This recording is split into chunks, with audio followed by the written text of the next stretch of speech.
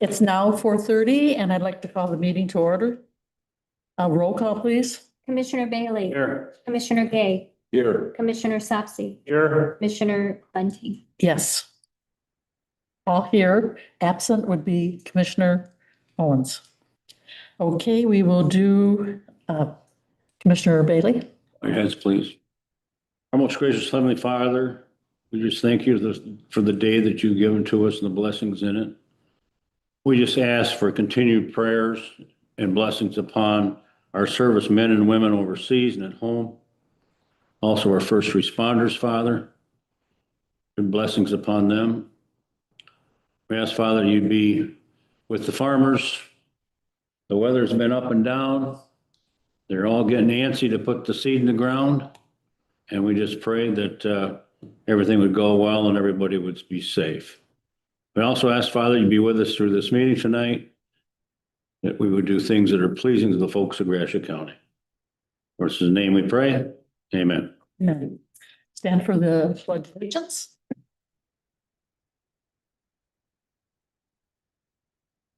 I pledge allegiance to the flag of the United States of America and to the republic which stands one nation under God, indivisible, with liberty and justice for all. Thank you. Okay, do we have public comment? Is there anyone that would like to speak? It changes to the thing. Good, okay.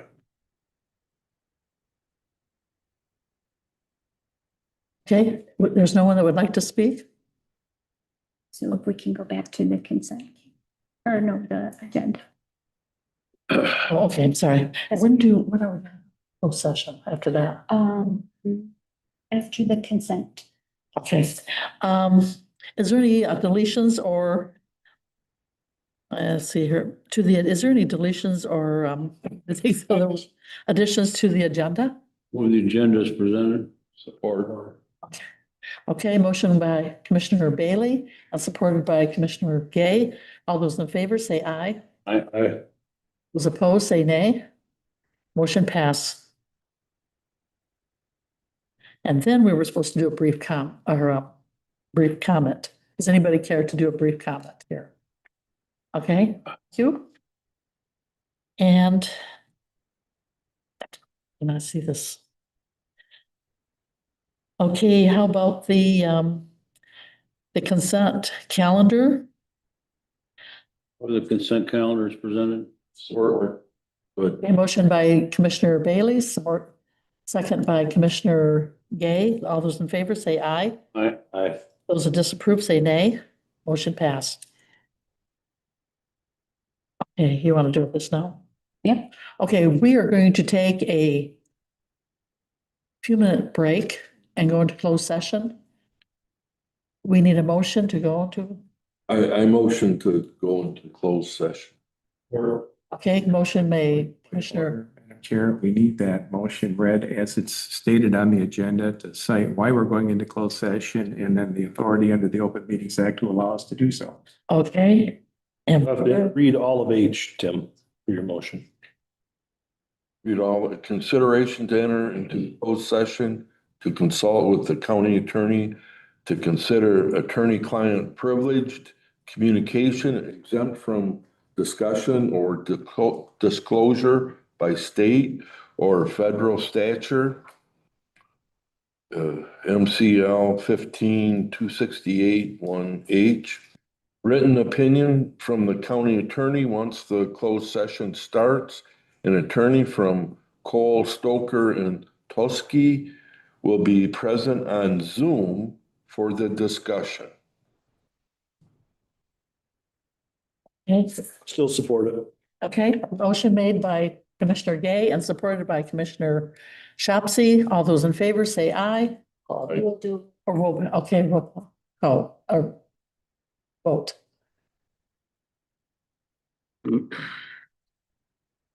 Commissioner Gay. Yes. Commissioner Sapsy. Yes. Commissioner Bailey. Yes. Commissioner Bunting. Yes.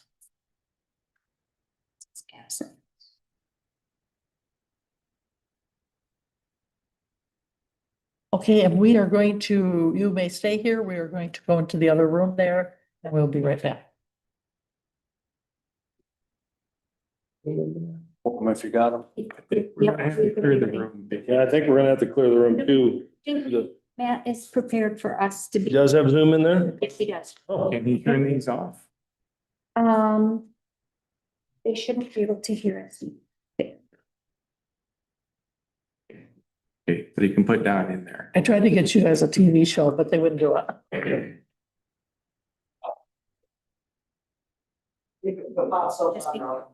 I had to put my seat in too. You start singing.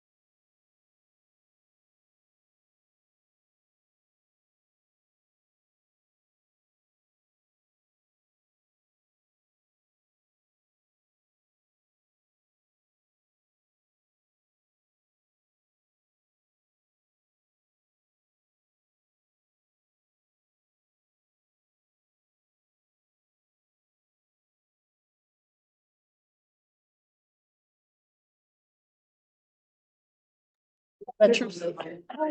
It's mine for. Got cold out here. They already.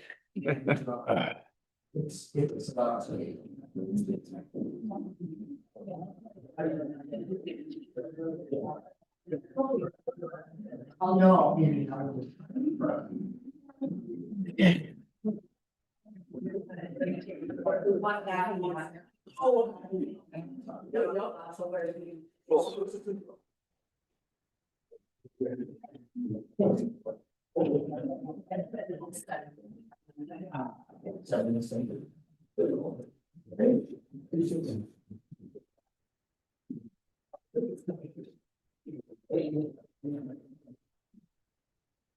Okay, we'd like to re-adjourn here for our meeting.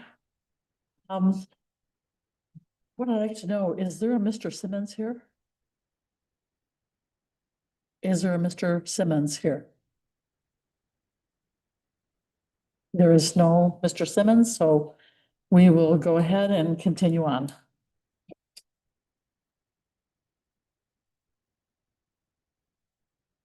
So we've, run.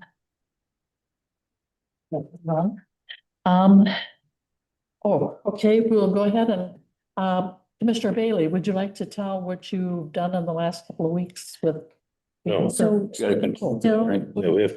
need to get a decision as far as what the attorney Do you want me to do suggested. that now or? Yes. Yeah. Do you want me to have Emma come up? Emma, you want to come up? We just finished with a meeting, a closed session, Discussion. and so we want to have discussion. Emma, you want to lead us into the discussion and see what next phase here? Thank you. Well, I got a lovely FOIA request, a lengthy one. From Mr. Simmons regarding a property that we foreclosed on. And he asked for quite a bit. He wanted the full foreclosure auction records, full accounting detail of the delinquent taxes, like base tax, interest, fees, costs.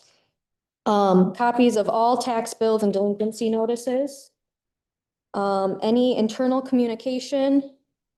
Identity or interest of the specific bidder, including who purchased the property. Discussions regarding minimum bid adjustments.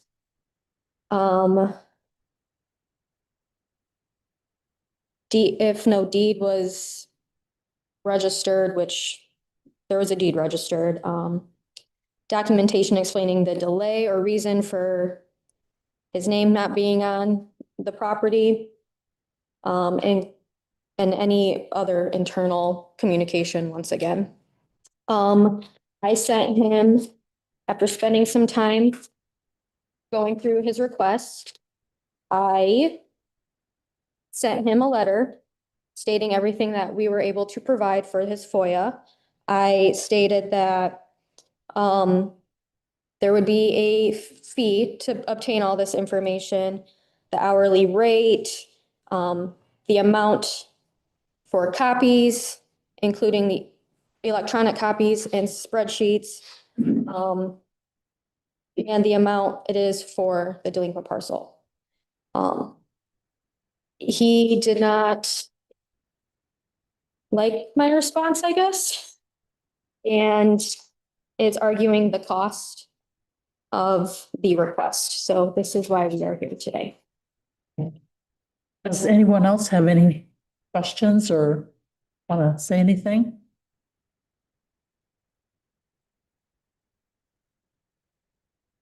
Is there anyone?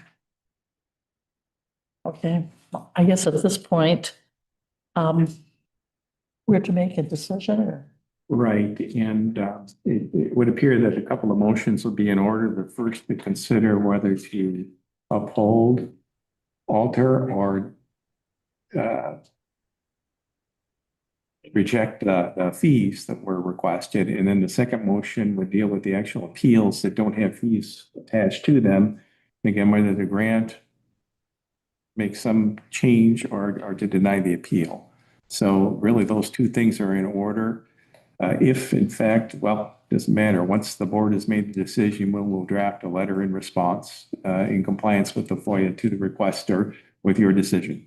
The requester does have the opportunity, if he's not satisfied with your response, to take this matter to circuit court if that's what he chooses to do. So this may or may not be the end of it, but it is part of the process. 80 days, right, to make that I believe determination. it is, yeah.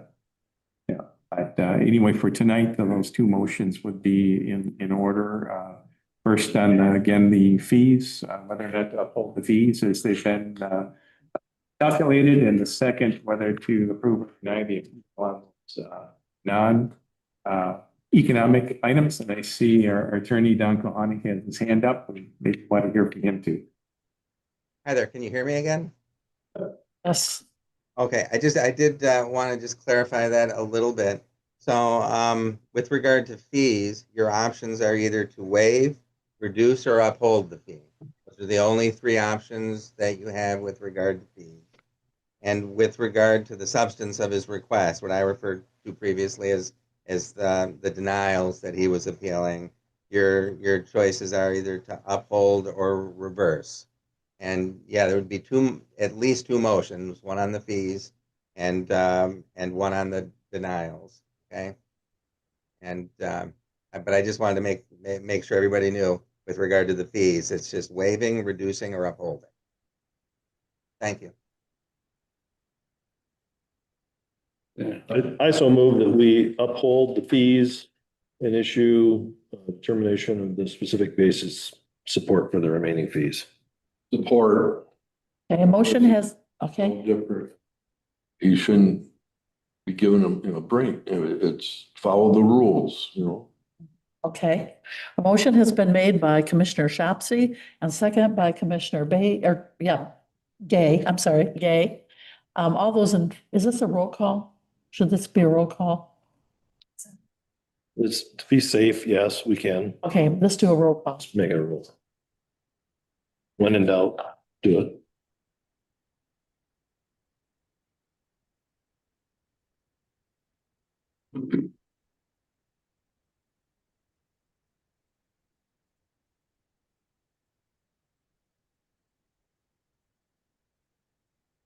Commissioner Sapsy, Yes. Commissioner Bailey, Yes. Commissioner Gay, Yes. Commissioner Bunting. Yes. Motion passed. Okay, and the second motion, I so move that we uphold the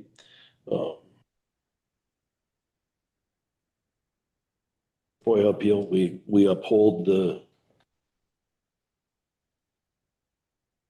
the decision. The word I need, but I so move that we uphold the decision. okay, do I have a second? Okay, motion by Commissioner Shopsy, second by Commissioner Bailey. We'll do another roll call.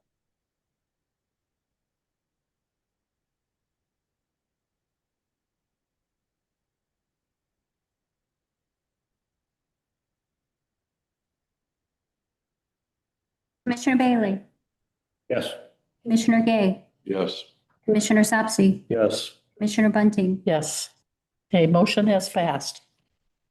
So for now, this is going to be, a letter will be sent on and we'll wait to 180 days to see what happens. Okay, now we can go to, I lost track where I'm at on here. Administrator's report. Yeah.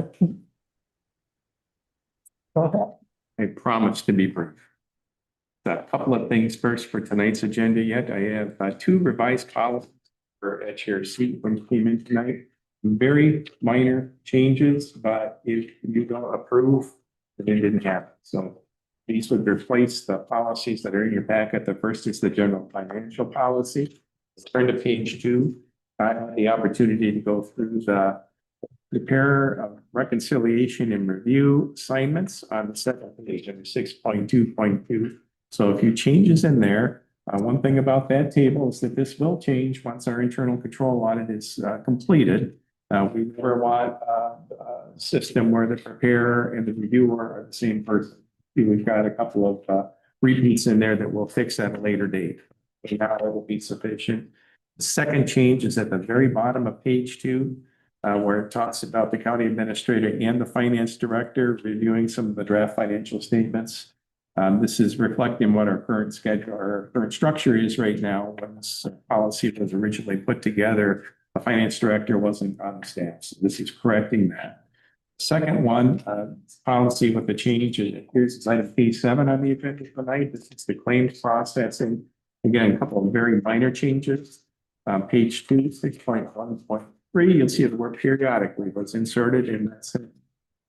The next page, 6.1.6, talking about what happens after you approve the bills. The accounts payable will be printing and or creating EFTs, pay the bills. The original language before we actually had EFTs, it just said we were writing checks. Well, we don't write a whole lot of checks anymore, so we're reflecting that. 6.1.7 is a redundant section that we are removing. And then finally, there's a couple of spots in there again where we're inserting finance director. Again, that's just reflective of our current structure. So those are the only changes. As I said, they're very minor, but it's important that they're pointed out when you're asked to vote on those later in the agenda. A few other updates to provide you with. The first, concerning that internal control audit, we do have some dates now.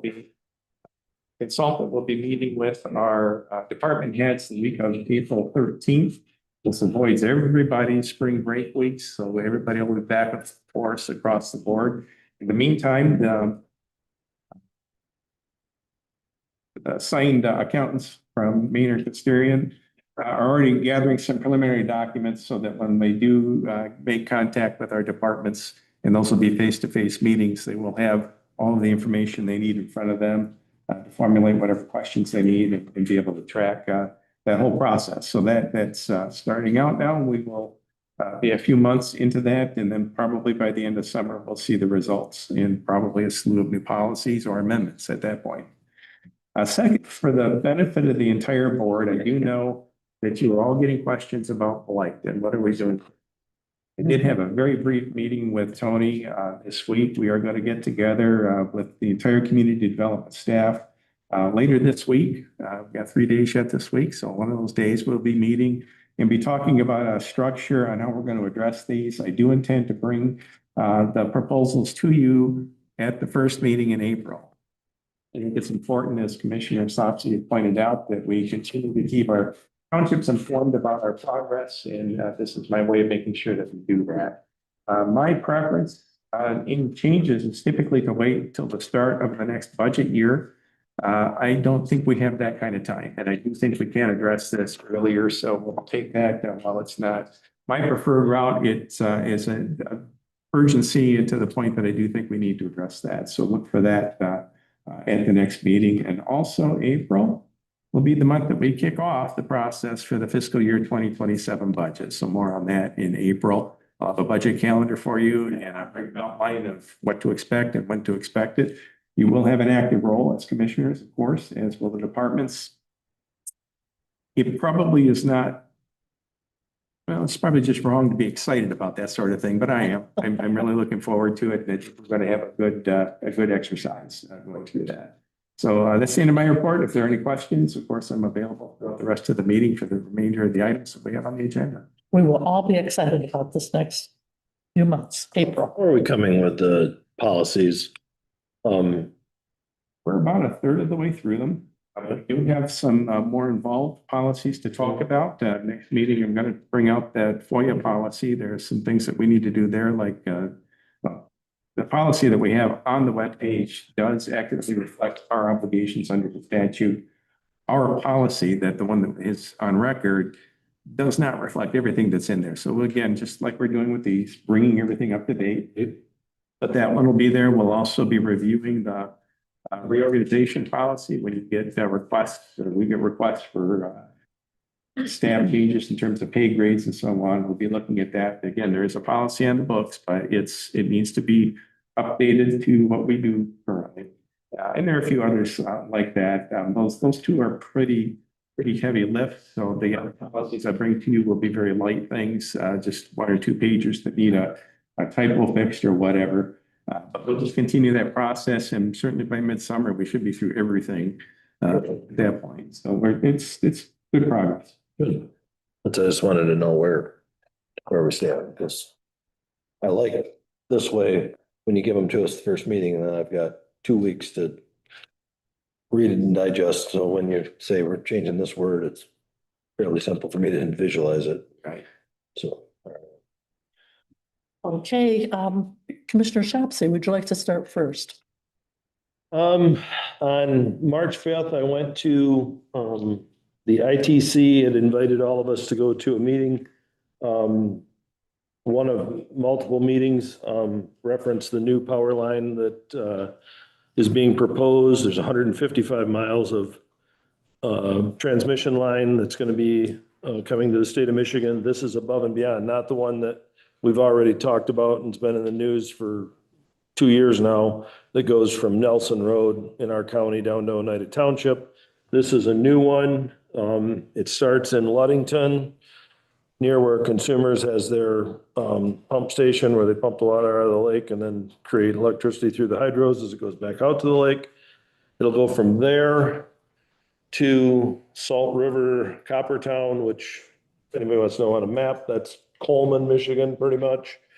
And then from Coleman, Michigan, it'll go to Tittabawassee substation, which is Midland, if you want to look at it on a map. And then the line that affects Gratiot County will go from Salt River, Copperton to the Nelson Road substation, which is just north of Carson City on our side of the county line. So it's going to affect Gratiot County. Somehow they've got to figure out how to get that line from Nelson Road to Coleman. And they didn't have anything on paper of where, other than those locations that have to get connected. So they're taking a different approach than when the one from Nelson Road to Oneida, they told everybody where it was going with Route like 1 or Route 2. And it caused a lot of angst with landowners and what have you, that they had no input or no say. Who knows how much input or say we will have, but I know when I sat down at a map it was a GIS type map, there was a lot of things they didn't have on. I mean, there's a whole section of Gratiot County that is covered in center pivot irrigation systems. Well, unless they're gonna pay to move those center pivots, they don't typically go over the top of them because you can't put one underneath one once the lines are installed. We also have several wind farms that if you take and you go through the trajectory, Nelson Road to Coleman, you're going to go through, or you potentially could end up going through some wind farms and possibly a solar farm. So they've got to do some routing that make the most sense to avoid all those kind of things. I don't know what they're going to do. But there was, small cemeteries that weren't on the map that needed to be marked out.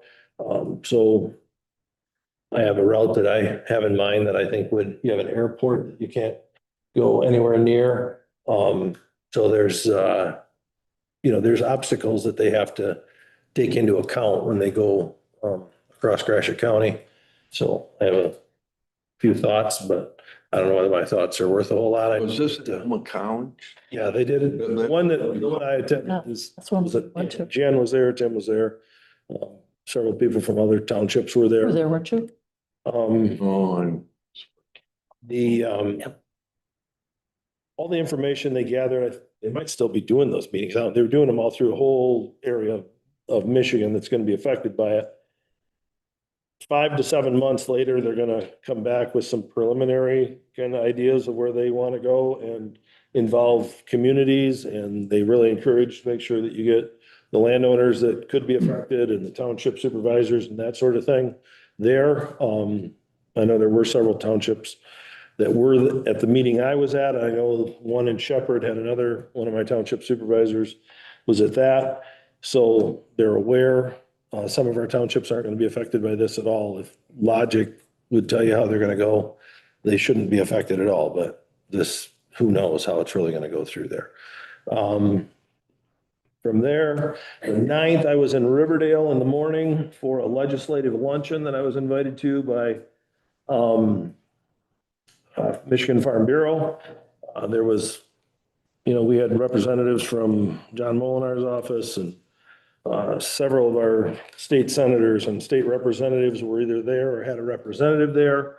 It was a good discussion. Lots of things were talked about. Obviously, they are concerned. We have a major election this year in our state. There was a commissioner there from Isabella County as well. But it was a nice luncheon. That evening, I attended a township meeting in New Haven.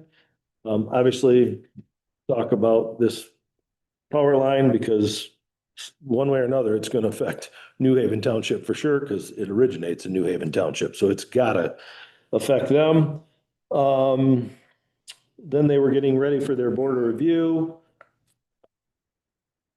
Then I left that meeting after being there just a short time, went to Newark. Newark Township's meeting was pretty much wrapped up. They were going to be going into their budget, but they were also concerned about the ITC line, because if it goes at the right angle, it could end up in part of their township. And they were also getting ready to go into their budget meeting, and they do their border review combined with New Haven Township. So the two of them they do the actual border review or this year did it at the Newark Township Hall. So the next night, the 10th, I went to Elba Township. Elba Township is, if all goes well, they're going to have their April meeting in their new township hall. So that will be a big deal for Elba Township. They'll be at their new location. It won't be completely totally done, but it'll be nice to be at the much larger new location. They had their border review there. You could also pay your taxes there. So they're kind of halfway operating out of there right now as they wind things down, but they had some more projects they had to get finished up with electrical work and some drywall and painting. But that's coming together nicely. They've got new doors all installed on it. It's looking much better than when they first started this project. So I would assume they have not talked about it, but once they're fully there and it's all ready to go, I think they'll have an open house like we've had with the other townships. And then on the 16th, yesterday, I was in North Shade. North Shade Township just got some new security cameras installed. Very nice cameras, very clear. Opportunity to look at the screen that they're projected on, and very clear, nice, high quality cameras. Should be a very nice thing for them. Unbelievable winds there. It's pretty open farm country there. The winds last night there was so much pressure. It was forcing the window or the doors to open. It was pretty amazing that there was that much going on. And then they were into a budget meeting. So the meeting was over fairly quickly, and then they were going into a budget meeting. So that concludes my report. I have a question for you. They're gonna take the lines down through New Haven. From New Haven, which township will they go through to get out of Michigan? Would it be, This one won't leave Michigan. This one's the one that we went to that meeting. They're staying, this all will be in the state of Michigan. It goes from Ludington to Coleman, from Coleman to Midland, and then from our substation down here on Nelson Road to, I thought they said that electricity went all the way to Detroit. it goes all over. This is just part of their process to hook the state together. The whole concept, if you read what they're trying to accomplish, is let's say you have a major transmission line that goes down. You could lose an entire part of the state. When they get these new transmission lines, they'll be able to backfeed everything in so that if there's something bad that happens or an emergency with one tower, let's say a tower gets, struck by lightning and destroys the tower, and they can't transmit electricity through there, they can backfeed it through one of these other transmission lines. Right now, we have parts of our state that they can't do that to. And yes, power will leave the state of Michigan and go into other states. But we get power from other states as well. So not all of our power is generated in-house. We get It's a very a complicated, very complicated system. what it does is it redirects power to an area that doesn't necessarily have power. And they've had a problem in that area. They can redirect power from another area, which gives you a lot better coverage. And That's why we won't have. hook all these, this isn't gonna be the end of. They're trying to prevent blackouts is what they're trying to prevent. And then they were telling us the lifespan, Upgraded. these are 60 to 70 years. We've got a major one that runs all the way across our county that's getting to that age. So It's I good. wouldn't be surprised, the one north of Grant Road, we'll be hearing about in the not too distant future that they're gonna have to update it. The only thing I was surprised about that meeting, I asked about it, why not put it in the ground? Seems like they could have put them in tubes or something and put it on the ground. And it seems like it would have stayed long. Voltage is high. What? Voltage is way too high. Even to be down the ground, if you had like a They tube, put can't it put it in the ground. That's the problem. Yeah, they'd have to put it in a huge encapsulation. They were talking about it would be a, Tunnel as big as this room to put that in. yeah, they were saying the size and the scope of it would be, It doesn't make it feasible. yeah, Yeah. very expensive, very, very, very expensive. Anyways, a very interesting meeting. Fun, wasn't it? Okay, Commissioner Bailey, would you like to tell us what you've been doing? On the 9th, I attended the Hamilton Township Board meeting. They finalized their budget for the following year. Talked about other few items, but that was mainly on the agenda, and they, like I say, finalized their budget for the coming year. They did have a board of review going on. It was Monday and Wednesday, I believe it was. And then, from there, I went to North Star. North Star, same thing, adopted their budget for the following fiscal year. And,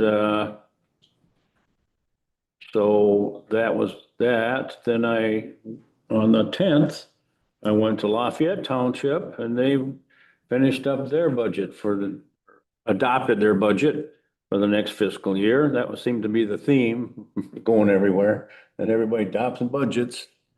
And, doing the roll call vote, which a lot of townships skip that part.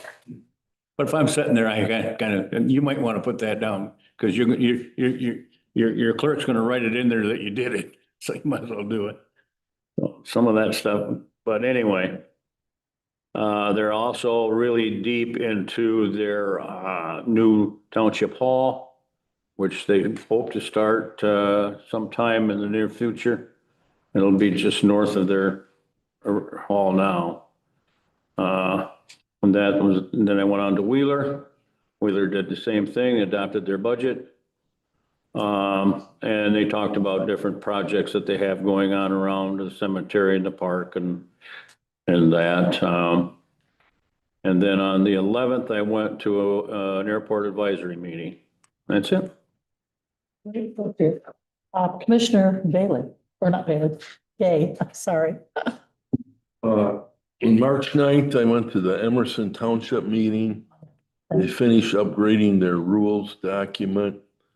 They talked about painting their hall. Someone in the township wanted to plant trees in the cemetery. They talked about their finances in a finance meeting. Jamie, the township chair, said he met with you, Tim, and had a good meeting. On March 11th, I went to the Arcata Township meeting. They had a finance meeting before the regular meeting. They approved their 2026-27 budget. They approved the master plan resolution, talked about having a spring trash day. The zoning officer approved 2 applications. A special visitor showed up during the last few minutes, and that was Dave Owens. Oh, good for him. It's the, yeah. You know, he had surgery, Frank. That's good to hear. Pardon me? It's nice that he showed up to it. Yeah. On March 12th, I went to the mental health meeting. Joseph Yurchuk gave a presentation. He said that more staff are devoted to respond to mental health needs in the community. And they talked about a person, and I think he he actually rides with the Alma Police, Isaiah, and he's a mental health guy. And I know, Steve, that you would know more, but I think crime and mental health there's a relationship there. In an hand. Yes. So, and that's it. Okay, thank you. And next will be me. I actually went to the same meeting last week at the Alma College. What was it called? The ICC or ITC. ITC? Yes. I'll write that down. And also I've been to Michigan Works. I've been at a lot of meetings with Michigan Works. We're working on the new contract for the end of the year. So we were having a lot of meetings there. And then the Conservation District. And so other than that, I'm pretty busy, but I'm busy doing other things too, I guess. Okay, that's the end of hearing what us commissioners are doing. So the next thing we have on our list, excuse me, I have to put my reading glasses on.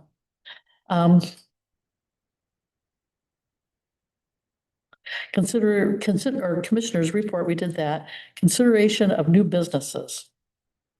New business. So we have, the first one would be consideration to approve resolution 26-384 to approve board members to the Gratiot County Jury Board. So I believe, do we need a approval for each one of these?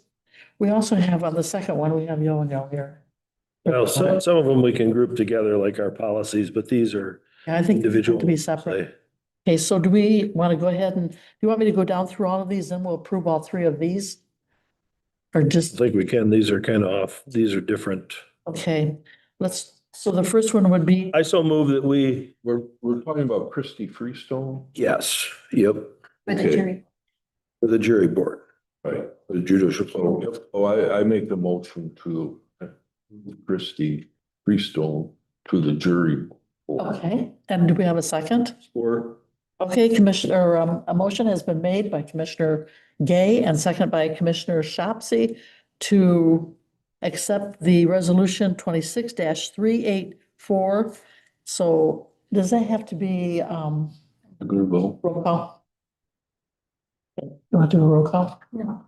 Oh, we don't need it. Okay, I'm sorry. Okay, all those in favor say aye. Aye. Those opposed say nay. The motion has passed. Okay, the next one is consideration to approve resolution 26-385 to accept the financial year 2025 audit report. Fiscal. Say that wrong, fiscal. Oh, I'm sorry, fiscal. We have a, We have someone in the audience that would like to come up and speak to us, I believe. Yes. Sorry, we've taken so long. Anyway. Hello. Thank you for having me. My presence was requested tonight to give you an update on the audit, not to give you the actual audit presentation. So we began the audit about the second week of January, and we are getting close to completing that. A few snafus along the way. As you know, you're kind of in a transition with your new finance director. You had a consultant in doing some work. I believe they left sometime in December. And I think preparing for the rest of the audit was a little bigger lift than everyone realized. So information was not ready for us as timely as we would have liked. And so we did have to wait on information being prepared or looked into. Obviously, when someone new is coming in, you can't always find the things that the auditors are requesting. So it just takes longer to find the right person or the right file to meet the audit request. And we can't really turn an eye when we make a request. If it can't be found, we either need to allow some time for things to be found or figure out proper resolution if there is not available information. The OPEB valuation took a little bit longer to come back. That wasn't received until about mid-February, I believe. So we are in the process. It was also discovered last week after it was confirmed that some revenue that came in was in fact federal, meant that now the total amount of federal dollars was larger, which meant we had to get additional coverage. We were short by just over 1%. So we are in the process of auditing a second major program. We have audited this program in the past though, so hopefully that should go relatively smoothly. We are on track to have a draft of the audited statements to the finance director this week, with any luck by end of tomorrow, and still on track to file timely this year. So that's So the ultimate goal. you're still on time to get this to the state by March 31st. So one other thing, also as far as the calendar goes, we're at mid-March right now. It's rare that we don't have any more meetings. When there are 2 weeks left in the month yet. So I think if that hadn't happened, probably would have the document in front of the board if they were meeting next week. I have a pet peeve, and that is that we don't submit things to the state without your approval, or at least your acknowledgement. And realize, we appreciate that the audit isn't here, but we want you to know that's due by March 31st. You're not meeting again before then. So the purpose of the resolution is you understand that, and it's going to be filed. I don't think we'll have this issue next year. A lot of those hiccups that we had this time around won't be there because we'll all have been in place for a year, and I don't think we're going to have that calendar work again. But either way, hopefully next year you'll have the actual form here in front of you so that you can see it even before the state does. Yes, and just so you know, it's not a legal requirement that you see it, but it is a good practice. Well, it's been the practice of the board. Yeah. So I call it past practice. Mhm. I would not recommend that we deviate from that. Yeah. But understanding that, the only other question I have is, can you tell us generally how the audit went overall this year? Give us a little hint. I do anticipate issuing an unmodified opinion on the financial statements. I cannot say which way it'll go yet for the single audit opinion, just because we're still in the process of auditing that second program. The first program was fine, so no issues there. There will be findings, very likely a material weakness, because we've had several journal entries that have come about as a result of the audit. I need to finish aggregating the dollar amounts though, and make the final assessment as to whether or not they're material. And that was the biggest problem we had, one of the big problems we had before, wasn't it? Journal entries. Yes. Is it getting Yeah. better? I would say not this year. But to be fair, you had a new person come in near the end and kind of the beginning of audit prep. And your county has a lot going on when it comes to accounting and finances. And it's really too much for one person in that amount of time to get everything together. If you'd have said anything other than things were a screwed up mess, we went from an embezzlement in the middle of January, the end of January, to nobody, to hiring a contractor, to hiring our new person. If you'd have came up and told me everything looks great, I'd have been like, maybe we need to talk about having somebody else look at the books. Just saying. So thank you for being honest, because if it would have been anything other than delayed and a mess, I'd have been shocked. Well, thank you for being realistic. Yeah, and just, the world needs to know this wasn't going to be a pretty audit. I'm sorry. I thought it was. And your finance director is doing a good job of trying to understand what the issue is as it comes up, and kind of keeping track of what needs to be tidied up, and taken care of maybe post-audit, which is the right way to go about it, versus just taking us at face value and not engaging and figuring out how to make things better long-term. Better, more efficient. We're working on efficiencies would be good. That'd be great. All that being said, I would make a motion that we, One other thing I'd like to ask Todd, would you like to say anything? You did it pretty well. you'll be up here during the finance meeting. Pardon? End of this year, start of the audit, Oh, it makes for a challenge. okay. She gave you some kudos that you're doing okay, so. Next year we gotta do this story. Yeah, you can keep them around until next year. Okay, That'd be a good idea. that'd be a good idea. Okay, so we'll go. I'd all love to hear a good audit report one time that, Love to. one time. Good audit. Here since 2014. Haven't been too pleased so far. We're gonna get there. I know, we're gonna get there. Okay. Then I make a motion that we approve resolution number 26385 for the audit for 2025. Okay, a motion has been made by Commissioner Bailey and a second by Commissioner Shopsy for a resolution 26-385 to accept the 2025 annual report or audit report. All those in favor say aye. Those opposed say nay. Motion has passed. Okay, consideration to approve 26-386 to authorize an agreement for attorney services. This is a proposal that I asked for Cole Stoker and Toski to put together for us. This is a firm that the county has worked with pretty consistently, it looks like, for the last several years. What the proposal does is puts us on retainer for get the, I believe it's 4,250 a month. 40. Okay, 4,240 a month. Resolution says. And while that sounds like a lot, it actually totals about $10,000 less than what's budgeted for the legal services in across our budgets for the year.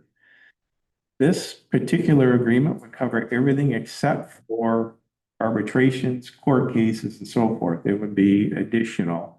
However, it does open all of our departments to attorney services at a phone call. I have a question about this zoning issue. I have a question about this tax bill, or I have a question about these records. And you want to have any legal question any of our departments have. And this would include all of our elected department heads, the sheriff as well, all of our electeds and our judges. Sometimes there are things that come up through the courts where an independent attorney is needed to help resolve maybe an internal personnel matter, whatever it might be. All of that would be eligible to contact these attorneys on. This particular firm, Stoker and Toski, they've been around since 1979. They are what I will just say is the premier legal firm for counties across the state. In fact, Michigan Association of Counties uses them too. You will see in their newsletters the occasional article written from one of the attorneys in this office. So I strongly recommend that this be approved. It will definitely streamline our ability to contact attorneys. Now, one area it doesn't cover, the drain commissioner will have particular issues with drain code that involve a special kind of an attorney. They don't do that. So the drain commissioner will still need to continue with the firm that he's working with. But that being the case, this firm, they also employ several attorneys with different disciplines where they have expertise. One attorney that does labor and virtually nothing else, another one who does land use issues, a third one that does contract law. So all of those disciplines are available.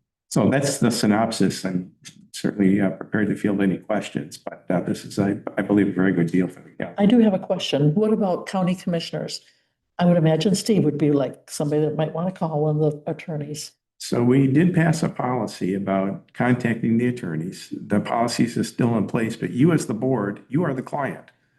Truly the client, and you'll see anything that gets addressed to the county will be addressed to the board chair as the client. So yes, you have access as well. Now, again, following our policies, there is a process, internally to make sure everybody involved needs to know they know what's going on. But that being the case, short answer is yes, you have access as well. Okay, no, I did call them a lot last January. They were very helpful. okay. Okay, can I get a motion on this? I so move that we approve resolution number 26386 as presented.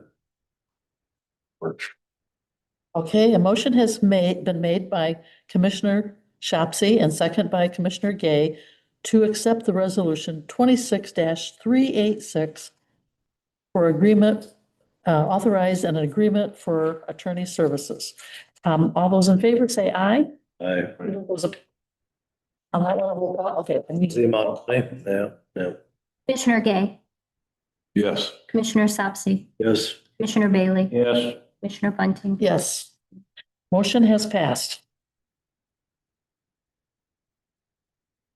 Okay, we now are entering into the second page. Consideration to approve resolution 26-387 business travel and reimbursement policy.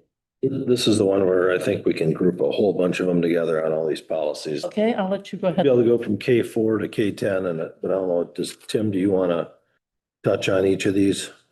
We can, if you need that, I would suggest you do K4 through K8 and K10. K9 is I'm sorry, my bad. I said K4 through K10, but it's not on my, Okay, K9 is not on my list. So okay, let me get this straight. That's 4 to 8.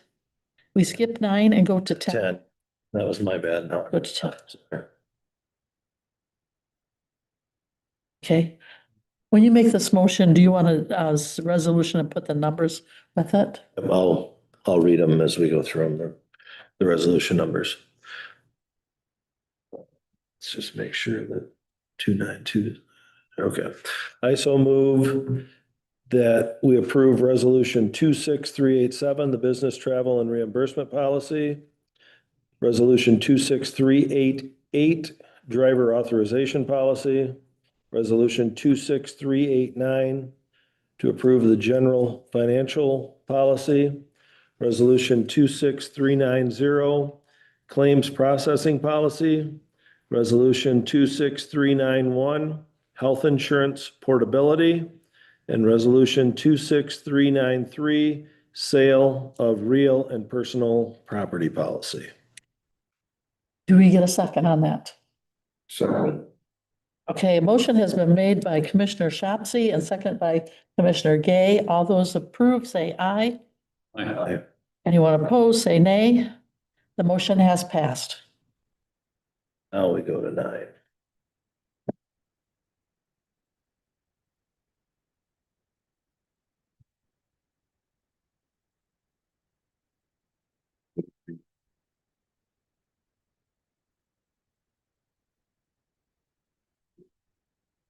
Nine. Yeah. Oh, okay, I was thinking one of you guys were gonna do it, sorry.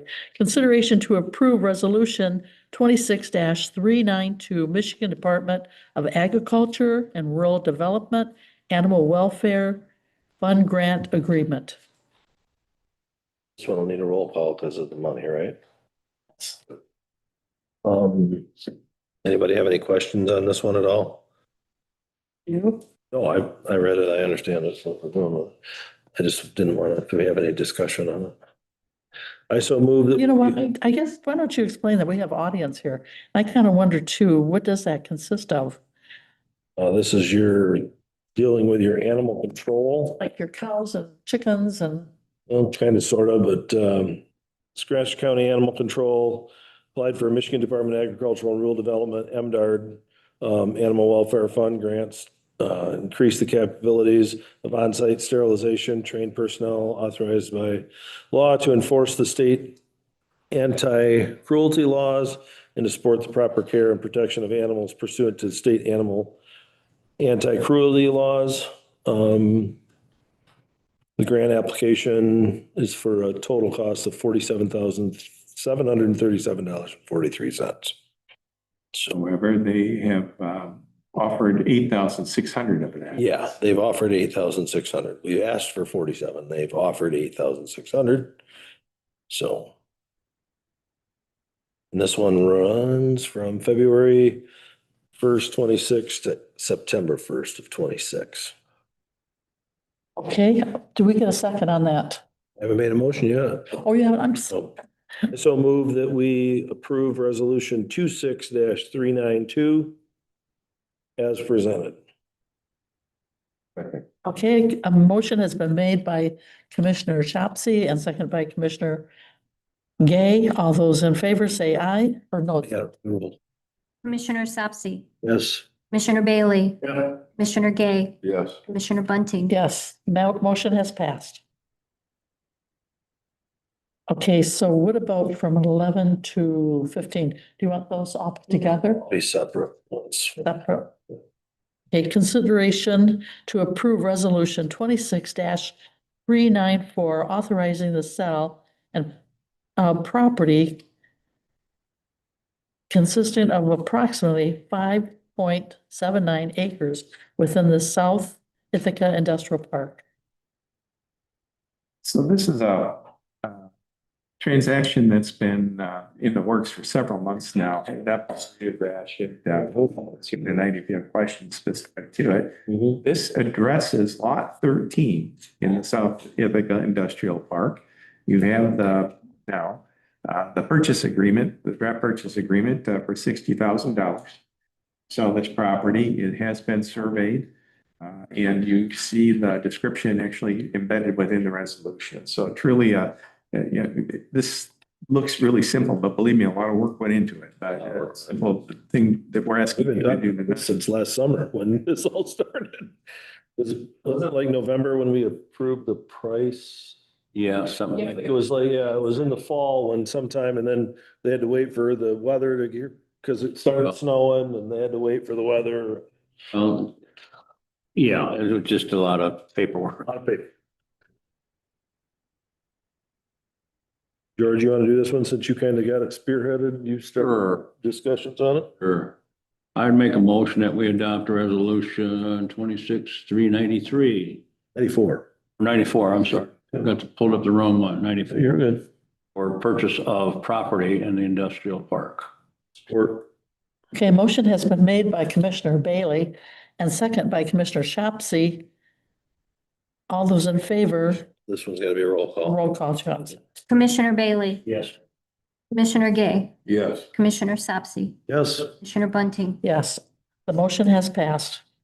Consideration to approve resolution 26-395 to accept a proposal for medical examiner services. Does anyone want to talk about that one? I think you got a couple people who want to talk about this one.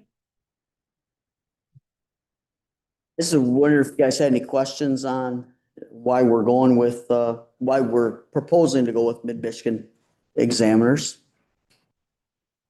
Well, we put out an RFP, right, Tim? And There's several of them that answered the call, but this, only two Yeah.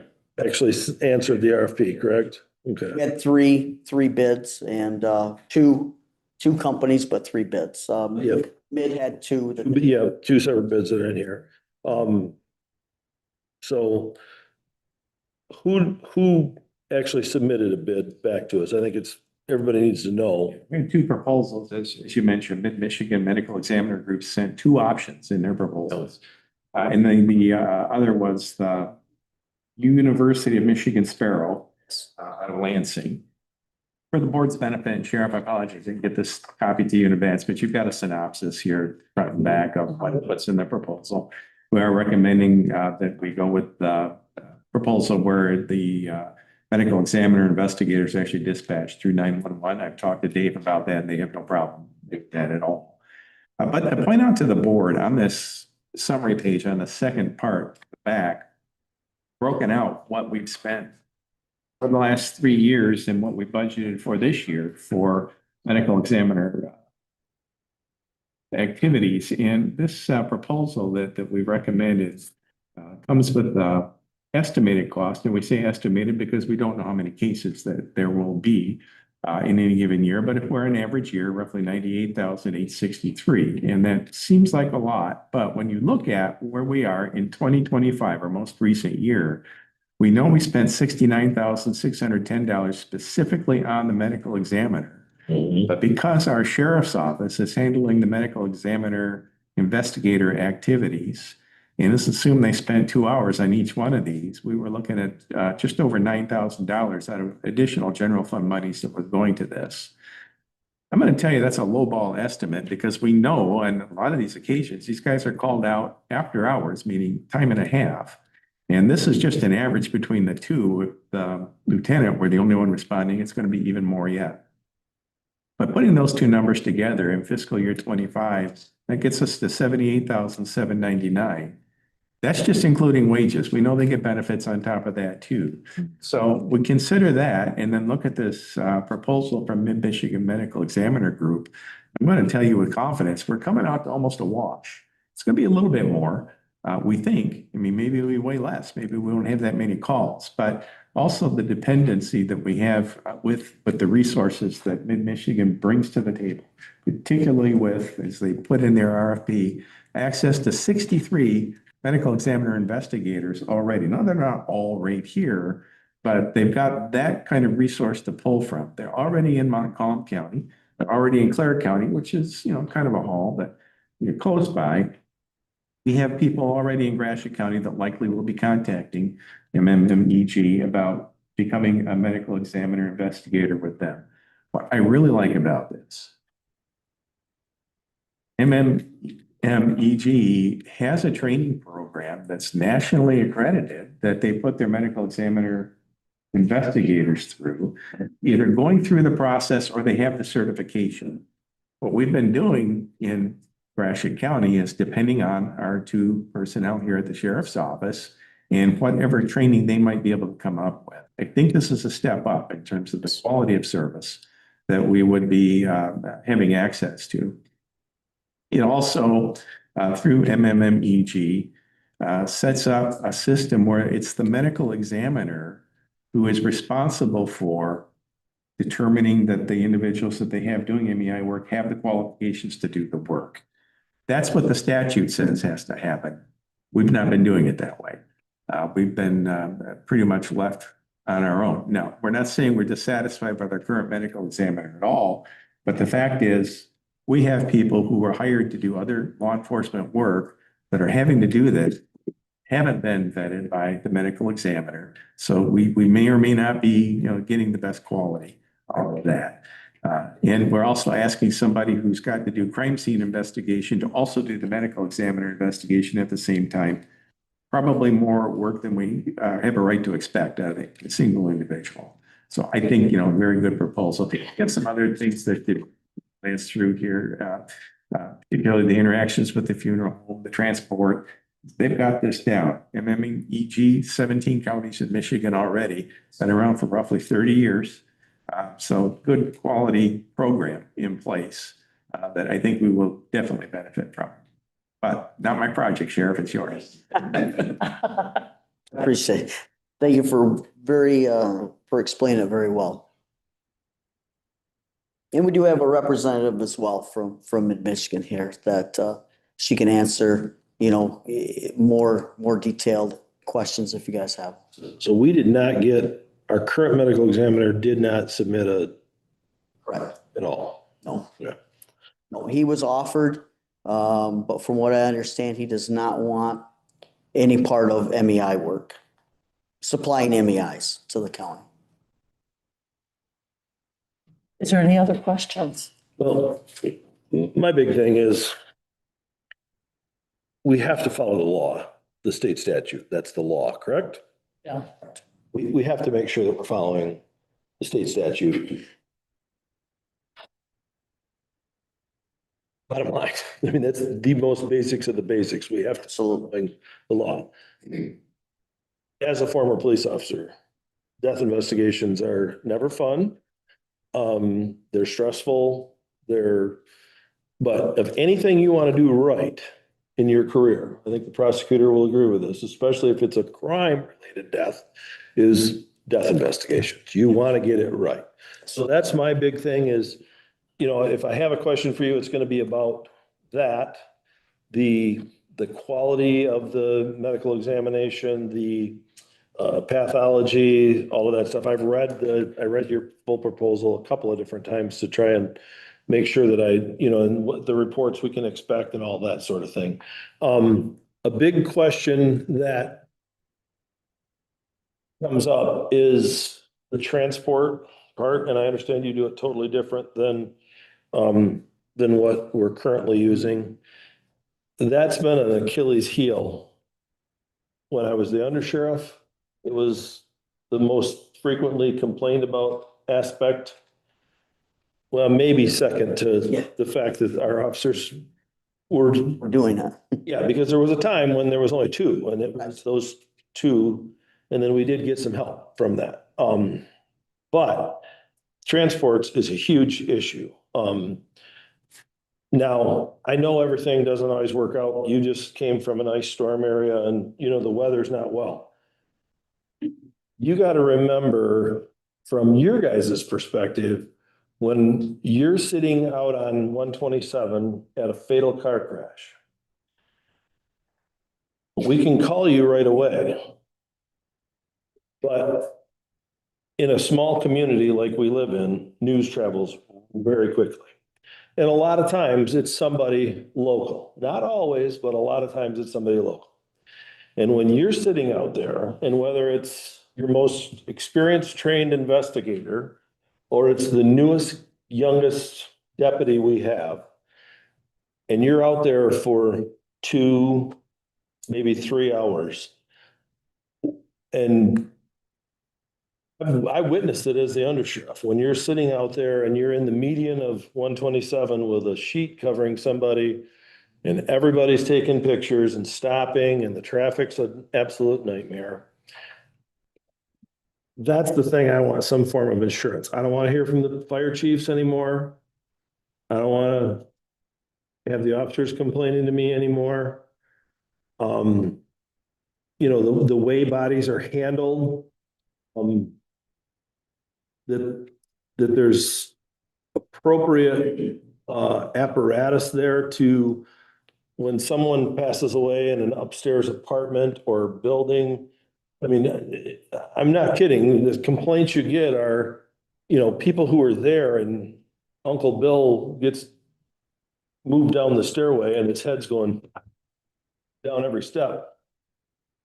That's not good. Yeah. That's not good from the law enforcement's perspective and sometimes it's narrow stairways. Let's face it, people don't die in the most ideal place all the time. We can't have that. I mean, like I said, this is a small community. The people who are your volunteer firemen, they know or are related to the people that maybe have passed away. So I don't want any more of those stories of, my loved one, I was there and heard as my loved one's head bounced off every stair going down the steps. That's unacceptable. That's not professional. That's not acceptable. No offense, when it's pouring rain and somebody's laying on the pavement and their family lives an hour away, but they've gotten there and they're still laying there and they're screaming at you to at least show the decency of getting them off of the highway. We can't do that. You cannot move them until the medical examiner investigator gets there. You can't. I mean, we can't just move people. You're not supposed to move a dead body. It's against the law without having the right to do it. So I don't want those to be problems that I'm hearing about in this room, and I sure don't want to hear about them on here or while I'm drinking coffee or when I'm at a function within the county. I don't want to hear about that stuff anymore. And I read in your in the proposal, a 90-minute turnaround kind of time for that. I sure hope we can get it shrunk down to even less than that, because even 90 minutes is a long time. When it's in someone's home and things are peaceful and calm, that's one thing. But Our general land there for 3 or 4 hours. yes, exactly. Yeah. When you're down the street here at our local Dollar Turned General. out firemen, people had to stay there till they got there. Yeah, those are the things we want to, yeah. You heard about it, I heard about it. Yeah, it doesn't go over. those are the things that I'm most concerned about, that we don't have these issues anymore. And that is, and then I want to make sure that we have, and I read, where you take people for pathology and all that stuff. And I think Joyce DeYoung is one of the doctors, isn't it? That's a or is she retired now, or is she? No, she went on to Michigan State University. She's dean. Oh, okay, all right, because I know she was over in Kalamazoo or Grand Rapids or something. So anyhow, I remember working with her years ago, and so, It's just. absolutely, please, those are my concerns that I know are his concerns. I know they're everyone else on this board's concerns. And he doesn't want them to be his concern. She doesn't want them to be her concern as a prosecutor. If you would, if you come up here. Yep, come on up here. That way, no. Oh, well, thank you. My name is Lisa Kaspriak, and I have been serving rural communities the same size for approximately 30 years with Dr. Paul Wagner. And we have made it our niche to serve the smaller communities. And that's where you have to get a little bit creative, because otherwise you're going to break the bank. You don't have the same budget as some of these larger communities, so you have to run a different system. We do that through communication and collaboration. And we know what we have, we know what works. We have, a well-oiled machine, we think. Is it perfect? No. Death is sometimes happening in ways that nobody can predict, but because we have so much experience with so many things, we have a lot of resources. So to get to your point, do we have 90 minutes? Okay, that is a not call system. That is a call out system. If we want, in Gratiot County is right at the cusp of, do we put people on call or do we call out? Okay, so we're right about there. We, within our 17 counties that we serve, we do run both systems. So I know what that takes. And so that's why I gave you two different options. I am confident, however, in offering, the 90 minutes, knowing that the majority of our cases are definitely less. It's just, you'll get the ice storms like we just had up, where I was at, and it's not fun, right? But we know that there are different things that we can even do with that. We have I-75 going through some of our corridors. So we know exactly what it takes and, how important it is to open up that freeway as quickly as possible. We do have MEIs that in a mass fatality, we're able to come and we're going to take care of that as quickly as possible. On the day-to-day, we have people ready to serve from other communities. I just met with some of them for lunch right before coming here. And I said, hey, if this works out, are you interested? Absolutely. And so, but even beyond that, is it the law? Absolutely, yes. Are there resources that I know that I can use if we have those extenuating circumstances? I know, and I know what they are, and I know exactly what it takes to actually get that done. On a regular basis, we get there as quickly as possible. We add staff, so we will be adding, the availability of staff that have different shifts. They work different shifts, their regular job, and then we make sure that they're supported. Same thing like Tim said, we make sure that we give them the education they need to keep up on the times, to keep up on what is new in our area, what is new in the state of Michigan, and the medical examiner coroner community across the United States. And so we keep up just to make sure that you guys are not falling behind. We educate, we promote toward national standards, we make them feel like they are supported, thrive, and then they respond for us. And that is really how we address all of those issues. So we have a lot of different things that I won't, bore you with, but we do have different standards that they must meet when they get to a scene, how they deal with the loved one. There are certain national standards that they are trained on. The family leaves the room while we do our investigation. We make sure that that is done, discreetly, and that's as it should be. They're made to document in different ways. I won't get, too detailed, but just to make sure that we have our QA person ready to say, are you doing this correct? Also, because communication is big for me, I can't fix what I don't know. If there's some, I am not on every one of your scenes. I know the standards I have. We have a big staff, if you read the proposal. So I do have a QA officer. I do have 2 people that train the MEIs and that are, intimately involved in what they need and what they have. So yeah, that's really in a nutshell how we run the system. I can say that, some of our communities we've had for 30 years. And that is because we have, excelled and provided them with the good service. You have a lot of different options to choose from in this state. Maybe some of them did, maybe some of them did not. The forensic pathologists are greatly needed in our state and our country. And they are, they have a very important job to do, and there's not enough of them. And I'm very thankful for them. We have privileges to use 4 different forensic pathology areas based on what we need for the case or what Gratiot would want for, the service of that. Now coordinate that. Number one thing, like you said, it's the funeral homes. So when we collaborate and we help the funeral homes be there, they are already transporting from different areas in your county. You couldn't put together a better system than to use who's already planted there, already knows the delicate nature of how to transport that loved one, how to move them, they're going to be intimately involved with the family from there on out anyway.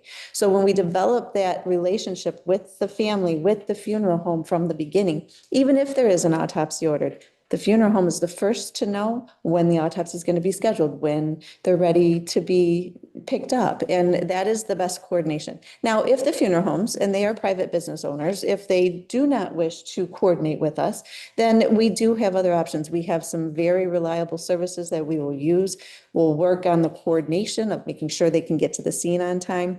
We release law enforcement as soon as we get there.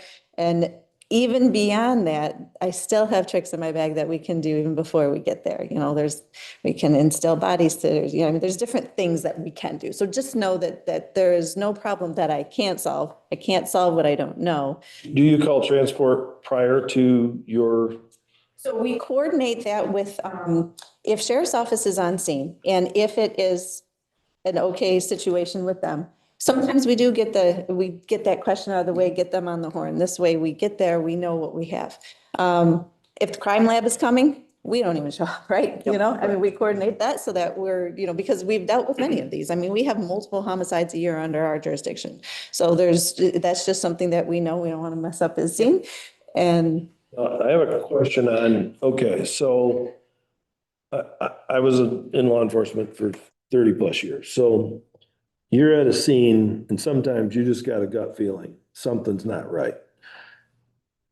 How does my officer relay that so that an autopsy, or at least a partial autopsy, somebody takes a deeper look at what we're dealing with? Because nothing's more frustrating than when you're sitting there with years of police experience thinking something's not quite adding up. You've probably called the prosecutor and then some MEI shows up and is like, oh, we're going to release the body. Timeout. What's the timeout process? we have multiple layers involved, Okay. with that, which Good. also does involve the prosecutor, by the Okay, way. good. So it starts with the communication on the I scene. just want to make sure there is a process in place Process. that we can I'm not an officer anymore. The officer has that ability, or the prosecutor has that ability to override and get an autopsy done. I know they're expensive, but you know what? I'd rather spend money than make a huge mistake. So You're going to see with communication, we're able to talk about what do you have? This is what I have. This is what you have. So we make sure that everybody feels comfortable. And that is one of the questions on the triage form is law enforcement comfortable? That is right there. We're front and center. Like, did you approach them? Are you communicating? If it gets to the point where Dr. Wagner's like, this probably doesn't, let's communicate a little bit more. The end of the line that goes is the prosecutor and Dr. Wagner talking. And so, he's available for that type of communication. We don't get to that because we deal with it on the, there's very few cases where we're sticking our heels in the mud. That's just not something that, we all want to come to the end of the story. We want to make sure that law enforcement has what they need and comfortable, ultimately, the prosecutor. nobody wants the phone call 2 days later to the prosecutor or the sheriff and the body's now been cremated and we're We're here to be your medical voice on the scene. for the law enforcement officers. So that involves communication unless they also went to law school or to medical school, it's for us to bring that together. Yeah. And that's what we do. So absolutely. I just want to be sure because nothing's more frustrating from the officer's perspective than when you're going, something's not adding up in my head. Right. But yeah, something doesn't, yeah, and I want, even a lot of times if you just got more time, they take the body to preserve it as evidence and then, It's for law enforcement. yeah. Also, we will do 24 hours. Leads me to my next, We do, yeah. leads me to my next question. So you got John homeless guy who That's not that. dies in a snowbank. Yeah. Nobody knows for sure who he is. Nobody knows how to get a hold of family. And they're a true John Doe for a while. They end up in your jurisdiction. Mhm. We Now have, they're 3 months later. They're still in your jurisdiction. They're still sitting there. because we know all of the law of what it takes and when we can properly and appropriately make sure that there is proper disposition, including the end of the line, which is to list on the NamUs national unidentified or missing persons, so that we have connected many families with their loved one in that regard. So we work through that process very swiftly. We get approximately one of those a week within our 17 counties. We are processed, that's what we process. So we have a dedicated gal that does that in our office. She's very good. She works with law enforcement, using all of their tools to find next of kin, our tools, but then we also know what the law allows us to do. And we make sure that that is done appropriately and gracefully. We work with veterans to make sure that they receive their. Expense of all of that. Oh, there's to the county, unless you want expenses, there's not. The state of Michigan has a state emergency fund for that. And we help the funeral homes apply. We actually do the application. The money goes right into their bank account from the state of Michigan. So unless the county, and it is still a lot still under your control. If you want to go above and beyond that, you absolutely can. And I will help. I will advise you. I will get you all of what you need for that. And you can go above and beyond. For all of my counties thus far, that is, a decent amount. We advocate for them. The funeral homes really are our partners in this. And we make sure that they have the tools that they need to go forward. So, yeah. You should not, this is when you should hear about the unclaims. You should hear about the unclaims when you read my monthly report or when I come and speak to you and give you my annual report. That is when you should hear about the unclaims because we handle them. That's just what we do. Just know that that guy doesn't want to get a phone call about somebody who's been sitting in a cooler for 3 months. And that young lady sitting right there doesn't want to get one of those phone calls either. As somebody who got those phone calls, that's what am I supposed to do Day-to-day about this? service. I mean, I do have, I have some profile cases going out right now where they have been 3 months, but that of course is by That's a, judge ordered. us. yeah, that's, that's there's always different. that circumstance. I'm talking about just the situation of, the family doesn't have the resources, so they say their goodbyes there and then you're stuck. Yes. So that's the ones I'm talking. So just Yeah. quick point out, the county does have a process for unclaimed, usually an attorney that handles that. Yes. kind of- Do you have one appoint, and not all counties have one, do you have? It's until I became prosecutor, Okay, and I think the county's kind of hit and miss, but they work from time to time with visit. And because we have so many counties, we also know that if there is a county that does not have the public assistance attorney, we have access to the state one. So, there's, like I said, we. Just don't, that's not how you want to get at your desk on a Wednesday morning when you're trying to go through something else and. We've been through it multiple times, Yeah, oh, yeah. funeral homes, we know how to deal with it at the hospital. Okay. That's fantastic, yeah. I just want to make sure these things are not going to fall on his lap. Don't know, so I need to know your pain points. Those are painful points. They were. We're going to make a motion. He does. I wish I would have. Steve, you ready to Do you have any make a more motion, questions? Sorry. You want me to make it? Yes. Oh. Let me get the right number here. I so move that we approve resolution 26395 to accept the proposal for the medical examiner services. Okay, motion has been made by Commissioner Shopsy and second by Commissioner Bailey. This one will make, I'll also do the amount of money. Commissioner Gay, Yes. Commissioner Sapsy, Yes. Commissioner Bailey, Yeah. Commissioner Bunting, Yes.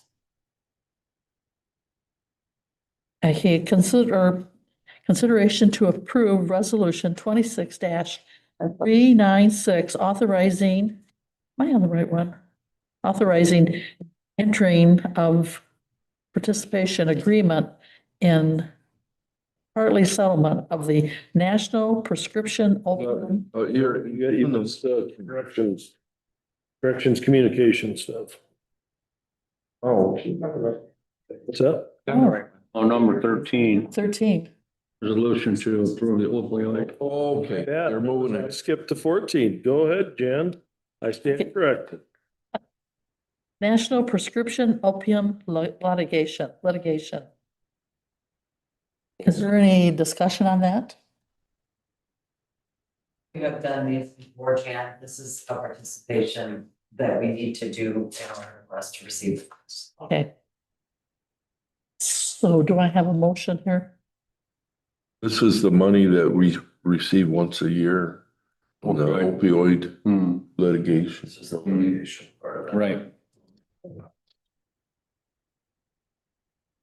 This is a new one that we need to approve the resolution for 4 different companies that they have made an agreement with, and we need to approve the resolution so we can get the monies that they want to Okay. give us. That's as simple as that. It's like the ones that we do occasionally. We've done them before. Okay. I need to do this and the participation agreement and get it uploaded into the portal so that the process can go through and do what it needs to do. So Is this one in a packet? Make that motion, Tim. should have been. Yeah, because I'm on the board. You can make a motion. Okay, 14. 13. It's K 13. 13. K 13. Yeah, 13. Yeah, I make a motion to pass the resolution 26396 authorizing entry of participation agreements in partial settlement of the National Prescription Opiate litigation. Okay, motion has been made by Commissioner Gay and second by Commissioner Bailey. And we need to have a roll call.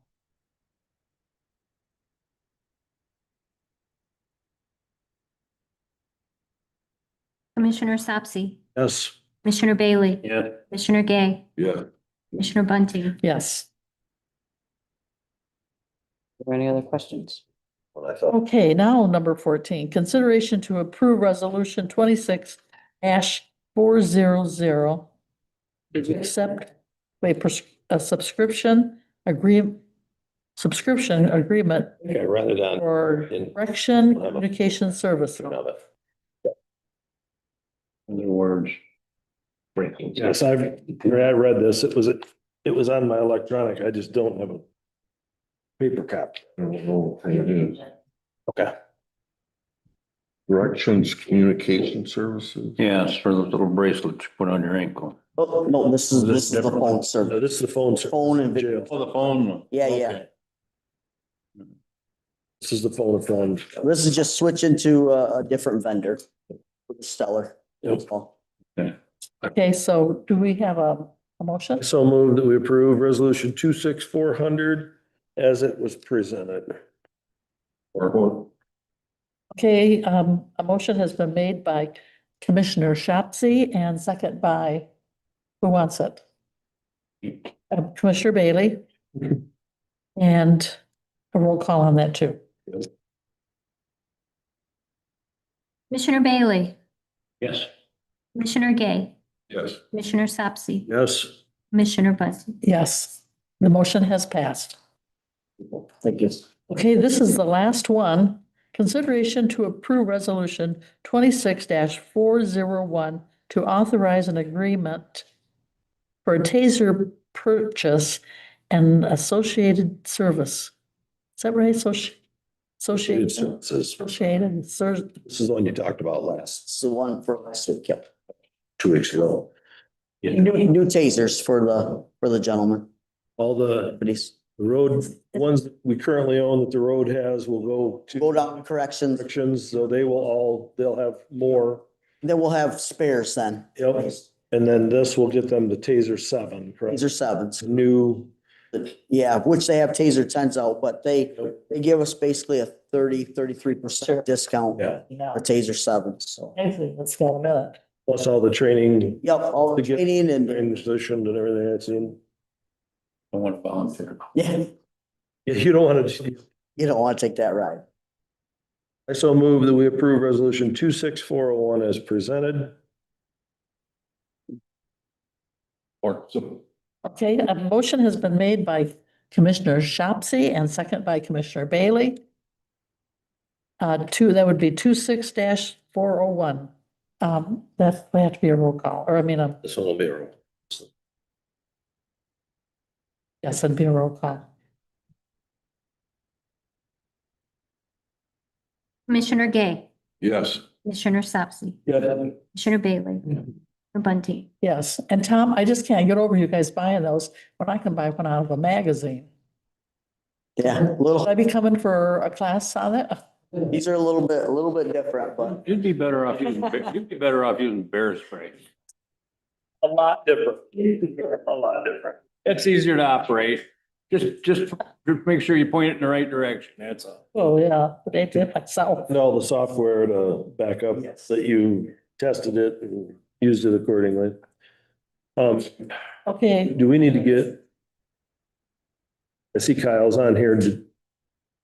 Hey, Are we at time? Do we need to move that? unfinished business. we're almost done. Well, no, yeah, I guess we We were should, gonna do him at the end, so. We are, okay, all right. we have finance meeting and all this yet. Yeah, Okay. you can do the business. we can do it on Okay. before we go into that though. If he's gonna wait, we still have unfinished business, airport meeting, finance meeting, public comment. Do we have enough time to do that? We do, okay. Yes. Okay, consideration of unfinished business. Consideration to enter into the airport meeting.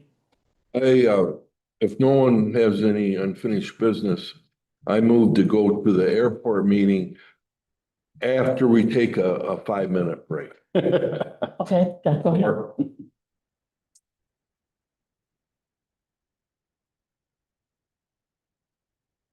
Yeah, Dr. May, and I'm gonna get contacts. All right.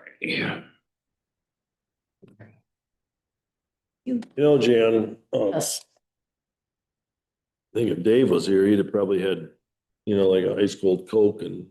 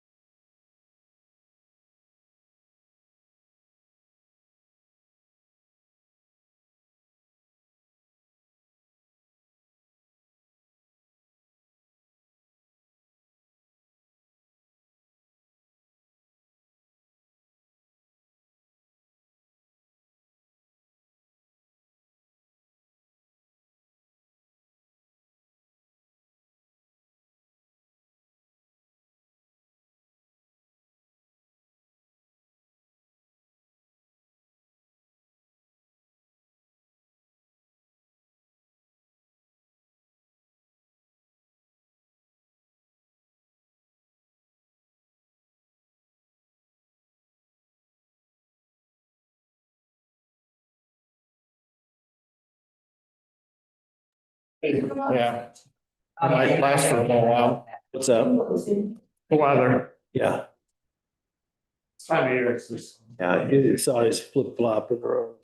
And Kind like for of you. snow. We had 2 winters in a row where we didn't. We have a have question for snow. me. Yes. You know, and now this one's been a blinger.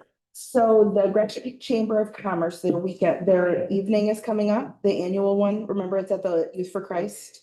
I think you were there last. The award. It's an evening. Yeah, was that a retro?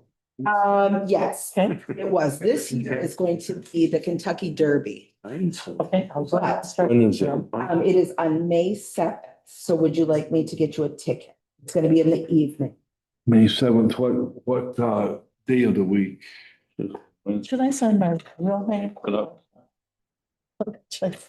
Should You I sign do- Steve's name, that's okay. No, May 7th is third. well, I mean, I go by Jan, but my real name is. It'll be at dinner time. That's why I wrote it that way. You wrote it, Janice, okay. Just for me or? Yeah. The county pays for the commissioners to go. Okay, Yeah. Here's But you- not this couple. May 7th. Okay, this Thursday, I've got it. First is black, I'll see. This is the first, this is the first. This is the first, yeah, in the first week of the month.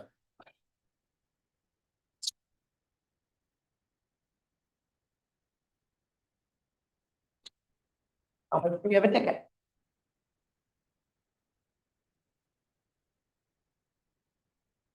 Okay.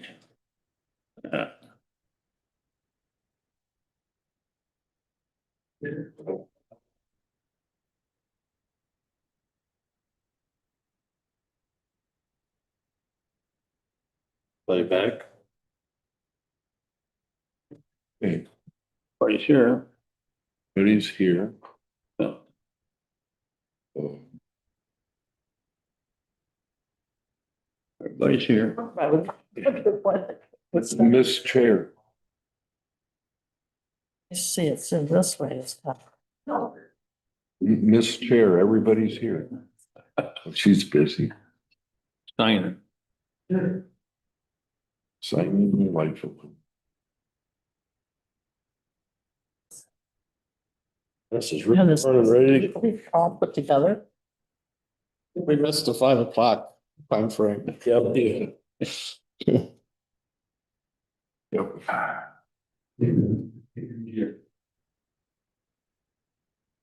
Oh, you got township at 7? Ah, Back to order then finish. it. You'll be all right. You'll make The it. seat didn't come from, but it does write nice. Maybe a few minutes late, but you don't have to give a report yet. You'll be all right. Okay, are we ready to, Yes. okay? I'll probably be late, that's all. Right, in your packet, there was the information regarding, what's been transpiring at the airport. We did have on March 11th, we had an airport advisory meeting. Was attended, the minutes, was distributed to you guys, in your packet and stuff, what we talked about. A lot of it was just updates. We went over the airport manager's report. We gave updates on the airport cameras. We talked about the farm land leases, some credit card updates, deer herd management, and we talked about payment reconstruction and sealing. Activity wise, in my report there, I kind of go through what has transpired as far as fuel sales and stuff. Did have a couple jets in during the month of February, and we had basically 8 days that we didn't have fuel sales, so we had some nice warm weather. When we have warm weather, we usually have a lot of activity for fuel sales.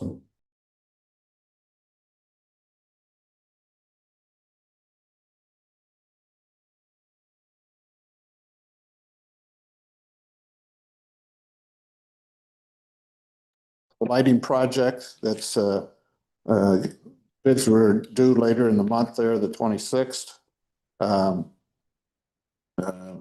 We also had a FAA safety meeting in our hangar there at the airport. There was two items on the agenda. George was at that meeting. We had very informative, very informative. Yeah, we had 21 people there for the safety meeting. That's put on by the FAA out of Grand Rapids. They have a safety team that this is like our third year in a row that we've hosted one at the airport. The only other thing toward the end of the month there, we have been having some problems with our PAPI lights not working consistently.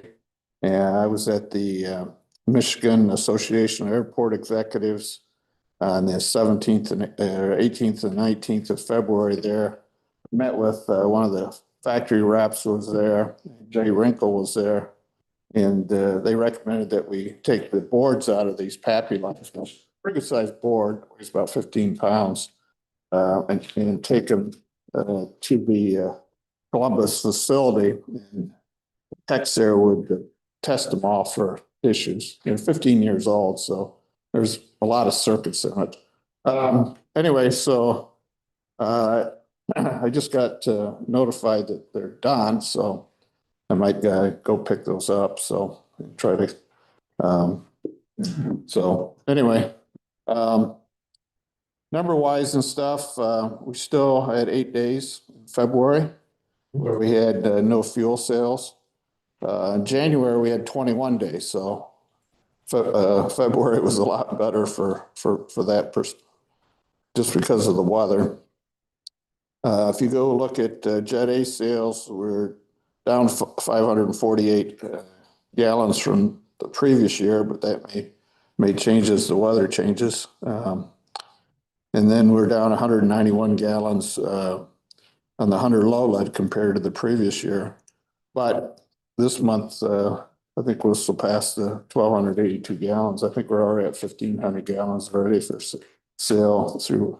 Nice days, go flying. Yeah, nice days. Everybody goes. Something happens. Yeah, I think the other day we had 12 airplanes fuel, which is a pretty good number in one day. So that was Saturday, actually, 7. Anyway, the stats are there. If you guys have any questions on that, we'll try to move forward on it. We did go over the bids were submitted for a new LED light reconstruction. When I say reconstruction, they're going to use the original concrete bases. They're going to lay new wires, put new wires up through the center and new fixtures on the top. So that was something Michigan MDOT wanted us to get done. Usually anything that gets into a life cycle over 20 years, they pursue us. So there'll be LEDs versus the quartz lights that we have now. Should save quite a bit on electricity. So we had a conference call and they opened the bids on February 26th. There was 4 bids. Jay Wrinkle Electric out of Mount Pleasant was the low bidder. They ranged from the low of $436,450 all the way up to $778,220. So wide range of bids. 2 of them were fairly close. The other ones were quite higher. So I think there's a resolution in your packet to move forward with that. We also have 2 hangar leases. Just kind of a historical thing. Historically, a couple of years ago, we had kind of a waiting list for hangars. But as people get a little bit older and they sell their airplanes, we've had planes leave and we've got some open hangars. Well, one individual who's been renting from the county ended up selling their airplane. The person that bought it wants to continue to lease that same hangar. And then we have another individual that's going to lease empty hangars. They bought an airplane that's not at our airport. They'll be bringing it to the airport. So I think there's a resolution on, leasing those 2 hangars or giving the authority to somebody to sign those leases. So anyway, I don't know if there's anything else that you have questions on. Keep moving along here. I would just like to say I'm happy that the airport's doing so well.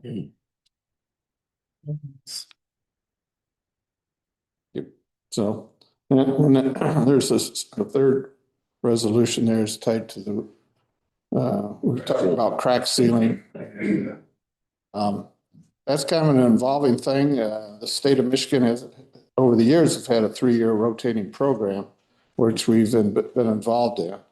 And earlier this year, they said they wasn't going to continue that 3-year program. But at the meeting, they talked about they may resurrect it. So in the meantime, try to look at some alternatives to continue to fill cracks, especially on the runways, the taxiways, and ramps. Last time we had it done was a year ago. And we estimated quite high based on reports that independent company tells us how many feet we have. And I think we upped it by 30%. And they still ran out of material. So anyway,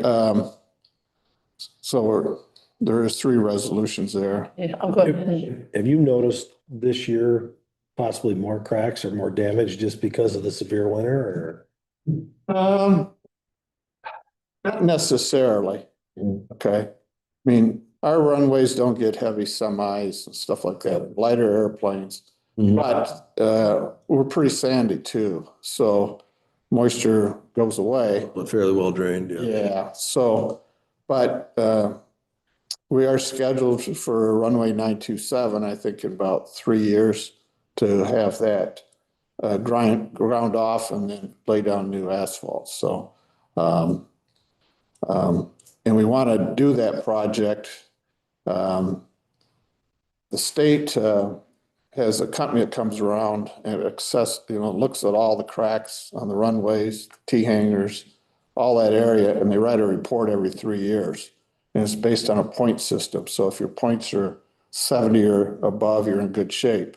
We're going to redo the T hanger asphalt.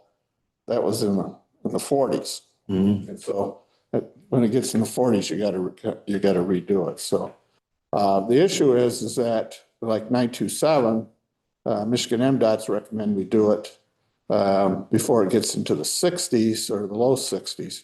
And the reason is that when they grind it off and lay something down, we don't have to abide by all the new rules that may apply to an airport.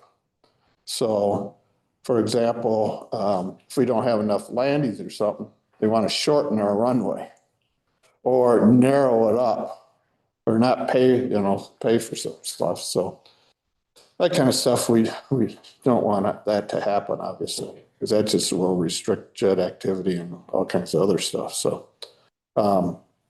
anyway. Okay, I can go ahead and, I'm sorry, I didn't mean to interrupt. No, you're fine. We can trying to move ahead here. Okay. Try to communicate as much, but not go. You want to do these, George, since you're on the committee? I would make a motion that we would accept resolution number 26-397 for the lighting upgrade at the airport. And for a cost of $436,650, Rank Electric out of Mount Pleasant. Or A motion has been made by Commissioner Bailey and supported by Commissioner Shopsy. A roll call.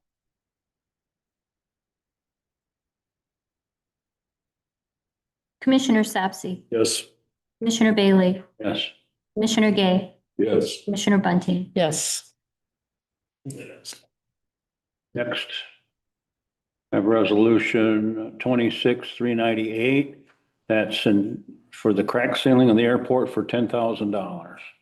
Or Okay, motion made by Commissioner Bailey, second by Commissioner Shopsy.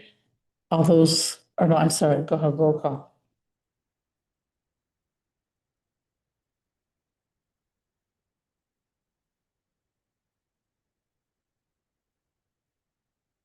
Commissioner Bailey, Yes.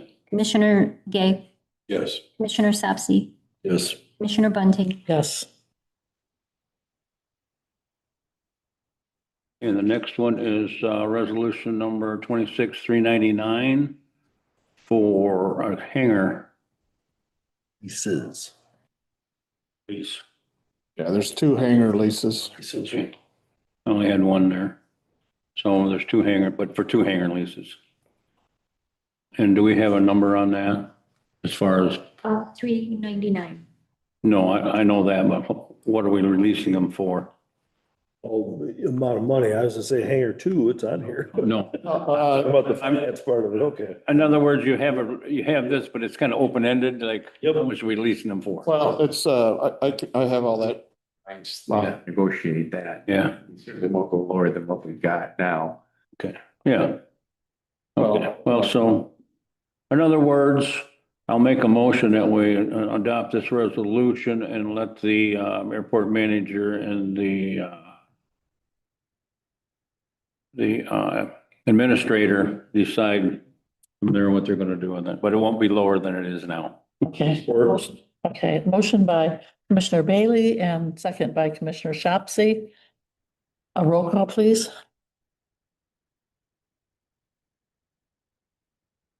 Commissioner Gay, Yes. Good job. Commissioner Sapsy, Yes. Commissioner Bunting, Yes. Commissioner Bailey, sorry. Commissioner Bailey.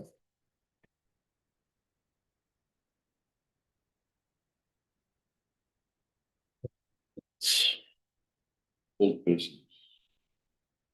Okay, Tim, Okay, I motion to adjourn the airport meeting and go into the finance.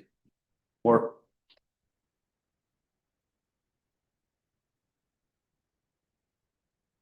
All right, we'll make this real simple and sweet since you guys have been there a while. You have the cash balances in front of you, trend going back to October of 19. So end of January, sitting in a little over $17 million, 17.5 million. Actually, it should have been February, didn't update it very well. My detail was there, but there's a give or take about the same number for February, so not a whole lot of change. But we do have cash, so that's good. Behind that is the invoices for approval.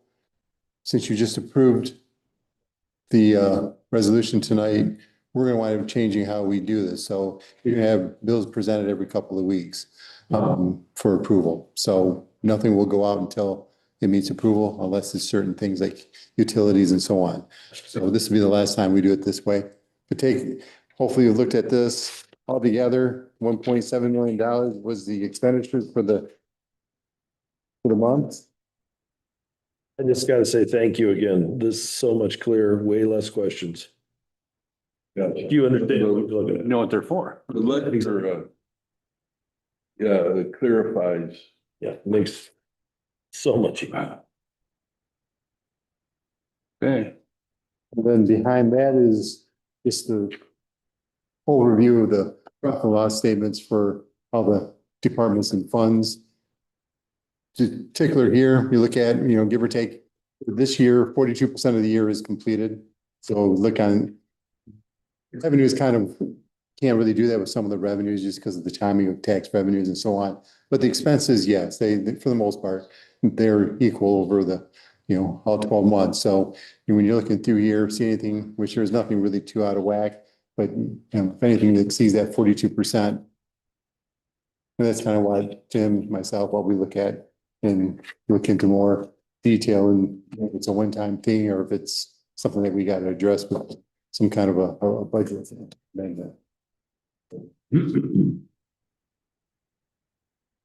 good. Any questions for Tim? No, we'll call up the treasurer. Thank you.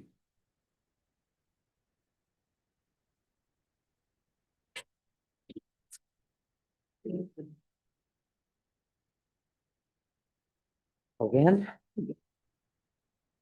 You've received my usual reports were submitted. You should have received them with your packets. There's your usual. Pretty much the same thing that you always see. The interest went down a little bit, but keep in mind that we are dealing with February too, which is a short month.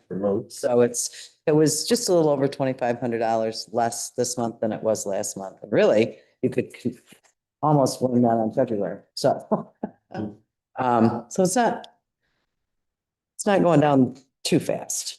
And then, of course, the receipts report and the February bank transfer report.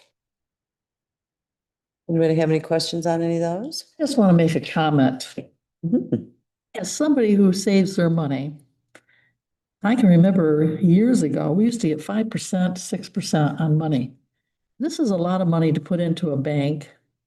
And for only, I can't believe they only give us 3.70 cents interest. Is that That's long? good We're right getting now. almost 5. It's good right now, but what I'm saying is that, Times have changed, right? like I say, yeah, every time I look at that, I think, wow. Want the economy to be humming or don't you?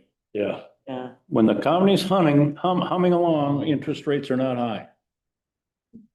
We put a lot People are of money in. working. Interest- One other thing is we have money into something else that we invested it in, oh God, a couple of years ago. I think a lot of the townships. Class That's there. Michigan class, yep. on there. too. Yep, it's Yeah. report. Yeah, it's, We have both delinquent tax money, road commission's got money in there. Yeah, a lot of townships. I see it now. Yeah. A lot of the townships do that. Yeah, we invested in it a long time ago, but then a lot of the townships started joining us a couple of years ago. So, other than that, we are 3/4 of the way through settlement already. We have settled with, well, we've balanced with 16 in the middle of one, and then we have 2 that we're waiting to good. get their paperwork. So it's, yeah, this is credit to Emma. She has been zooming right along on it, and it's going well. Everybody's we're on board. Townships are on board with us. We're on board with them. So it's, and cities, I should say. And you can tell it's really working out really well. Sure. So Good. Any other questions for Terry? Thank you. George wants me to go sit down, so I will see you later. Thank you. Okay, Tim. Okay, I make a motion to leave the finance meeting and then we've got another closed session. Okay, Why are we in the meeting? What? Okay, we have. The purpose of. We have to make a. Paying the bills. Okay, now can we go to a closed session? Oh, we gotta go back into our regular meeting. Oh, let's go back to the regular meeting. Yep. And I'll support it. You gotta ask for public comment. Okay, a motion has been made by Dennis wants to get up and say some more. you, Give him a chance for George. comment. You made the motion? No, Tim made the motion. I support it. Okay, a motion has been made by Commissioner Gay and second by Commissioner Bailey to go back into regular session. Regular meeting. All those in favor say aye. Those opposed say nay. The motion has passed. Okay, now I make a motion to go in the closed session. Dennis. So Dennis, you gotta. Kicking you out, Dennis. No, You gotta move. Okay, then you gotta move. But our guy that's gonna talk's on the screen here, so. okay. Yep. Consideration to enter into closed session to consult with the county attorney regarding trial or settlement strategy in connection with the matter of Gratiot County versus Wayne Buck Andrew as permitted under the Open Meetings Act as a discussion during an open session of the meeting would have a detrimental financial effect on the litigating or settlement position of the county. MCL 15.268 1